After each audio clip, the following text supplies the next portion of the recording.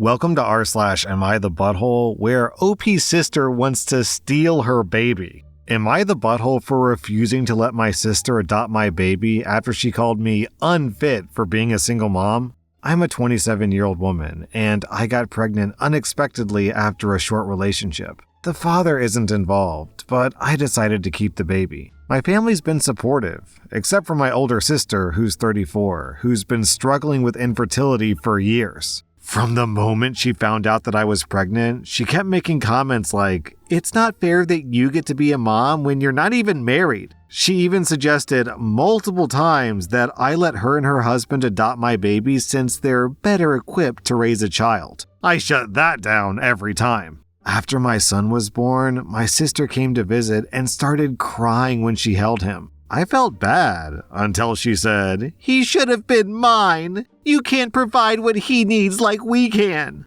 I told her she was way out of line, and she exploded, calling me selfish for hoarding the baby while she's destined to be childless. I asked her to leave, and now she's telling our family that I'm heartless and ruining her only chance at being a mom. Some relatives think that I should at least consider it since being a single mom is hard.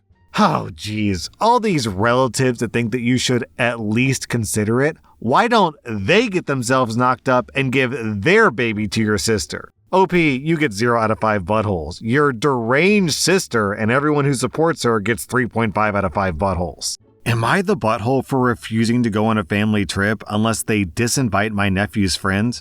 I'm a 43-year-old guy, and I'm really close to my family, consisting of my siblings, their spouses, their kids, and my parents. Every year, we go on vacation this time of year for 2 weeks and come back right before Christmas. We're supposed to leave a week from today. I'm the divorced, single, sole parent of my daughter, who's 15. She jokingly calls herself a nerd. She's weird, she's quirky, she likes anime and video games and Star Wars, the whole stereotypical nerd thing. She does get bullied at school, but since leaving middle school and growing up a little more, she started taking it better, and mostly it stopped. This one boy, Jeff, who's 16, coincidentally is my nephew's best friend, and he's an absolute nightmare. I've talked to the school, we've had meetings with his parents, she's switched around classes extensively, but he still goes out of his way to pick on Emily. Emily's told me herself that she can deal with the name calling, but it doesn't stop there. He pulls her hair, rips her clothes, destroys her things. Like, this kid is a full-fledged nightmare.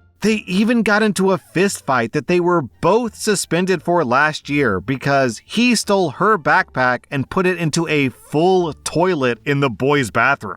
When I was discussing plans with my sister, she brought up that she needed to buy this bully, Jeff, a winter coat. When I realized that he was going on the trip, I actually almost lost it. I told her, admittedly without thinking, that we were not going, and she began begging me, talking about tradition and family and blah blah blah. I said no, I'll eat my portion of the cost, but we are not going. After a longer conversation, I said that I'll go if they disinvite Jeff. We're well off, and we're lucky to have grown up in a financially stable home with parents who are attentive and supportive, and for our kids to have done the same. Jeff was not that lucky. He lives in a really unstable environment, both financially and emotionally. This was apparent to me from the meetings with his parents, as his father didn't care, and his mother blamed my daughter for being evil. And these were multiple separate meetings. This is awful, and I'm sorry that Jeff or any child has to go through that, but I told my sister that my position still stands. The conversation went back and forth, mostly just her throwing excuses. Jeff has divorced parents, he grew up differently than us, maybe it's just a crush. Ew. So on and so forth. When I reminded her of the fist fight, she said, "I know, but Jeff needs this." She mentioned how he needed a break from his toxic home life, and I respect that. But why does that mean that I have to put my daughter in a house with her tormentor for 2 weeks? I told her I wasn't changing my mind and went home. Now there's pure chaos. My family is split. My parents are begging me to go, and I'm getting texts near constantly. My daughter told me she's not going if Jeff is going. She had a full-blown panic attack over it.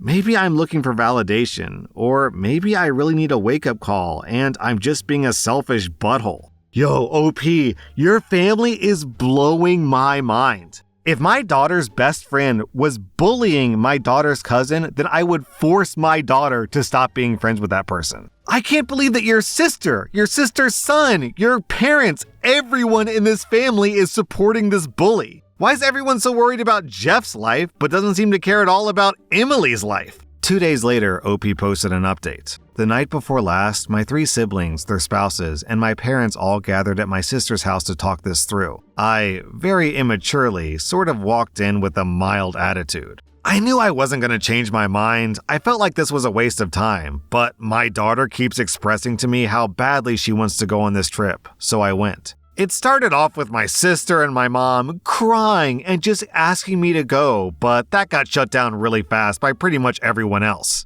My sister expressed that she just felt so bad for Jeff. Again, he's lower class with a mother who treats him like a baby and a father that doesn't care. She mentioned that Jeff and Emily have been polite to each other in the presence of family and figured they were getting over their issues. Regardless, my sister was trying to convince me and my entire family to allow Jeff to come. I really do get it, and I'm a person who can experience empathy, sometimes to a fault. But for the millionth time, my empathy towards Jeff and his situation does not overpower my need to protect my daughter. As her only parent, it is literally my duty to make sure she's safe, and this is not safe. Thanks to one commenter's suggestion, I did say, "My daughter doesn't feel safe around Jeff," to which my whining sister's husband replied, "Well, that settles it." The only adult who wanted Jeff to go was my sister. The only people who wanted me to compromise and go and ignore Jeff were my mother and sister-in-law. Everyone else was adamant that Jeff did not go.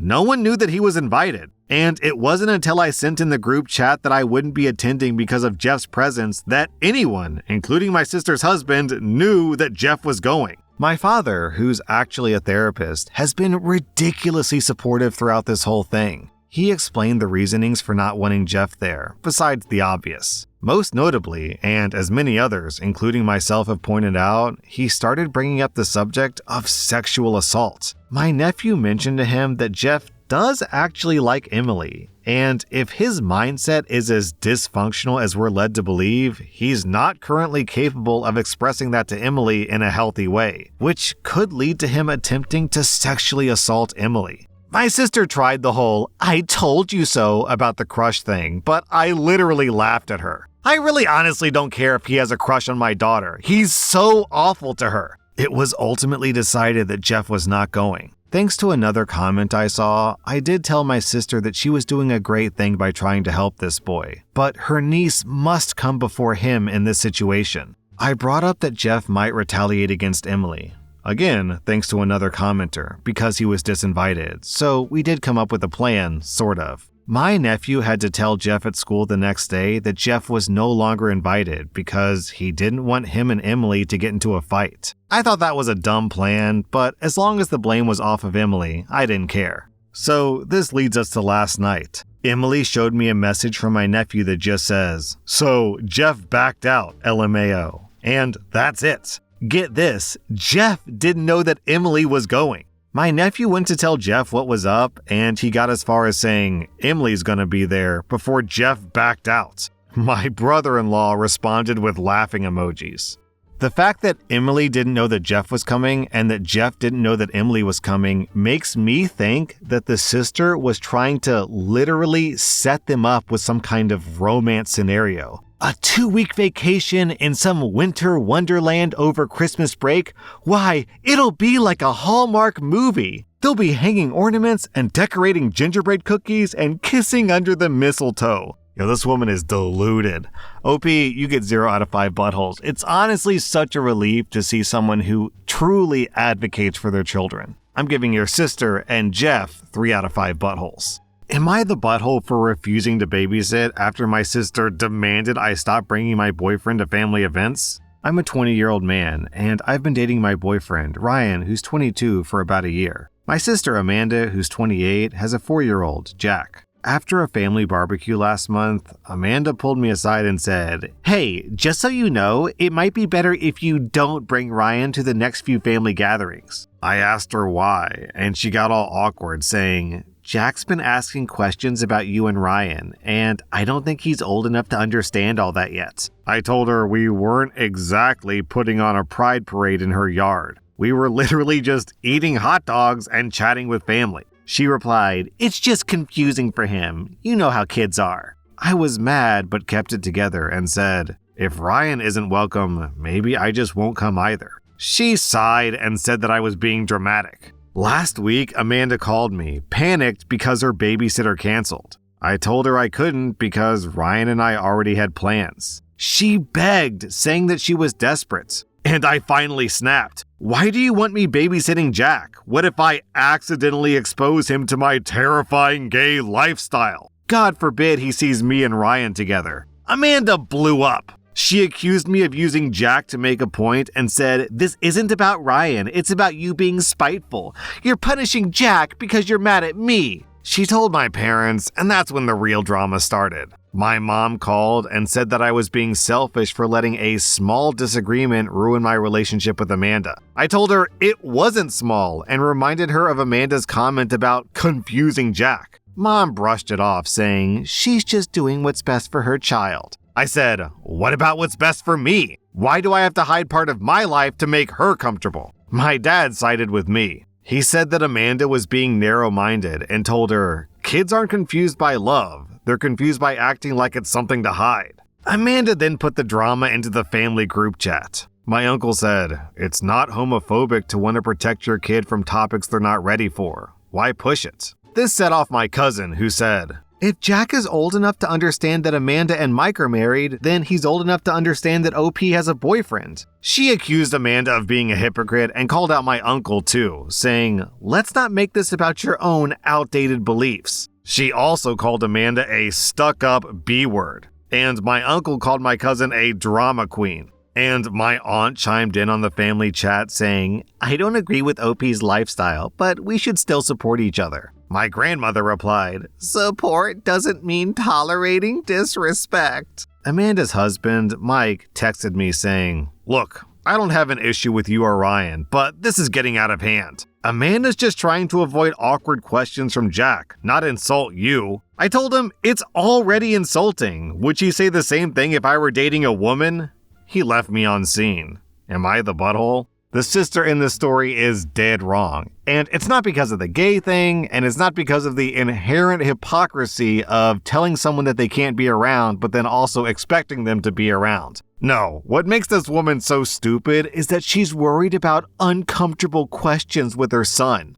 The other day, I went to the bathroom, and through a locked door, I had to explain to my upset 3-year-old daughter why she couldn't come in and watch me poop. Well, sweetie, you have to understand, some things in life require privacy, and people prefer to be alone when they poop, generally speaking. Also, there are certain body parts that are considered private, and that means you don't want to let other people see them, and I don't want you coming in here and watching me poop because you'll see my privates, and it's just, listen, sweetie, I'll be out in a second, so just be patient and let daddy finish pooping, please. Uncomfortable questions are just part of raising a child. Just answer the kid's questions, you doofus. Opie, I'm giving you 0 out of 5 buttholes. I'm giving your overly dramatic sister 2 out of 5 buttholes. Am I the butthole for installing a lock on my fridge to stop my roommate from stress eating my food? So I'm a 30-year-old woman and I live with my roommate, Sarah, who's 29, who has this habit of eating everything in the fridge, whether it's hers or not. She always says it's because she's stressed and she swears she'll replace it, but my groceries vanish faster than a dating app after mentioning kids. The last straw was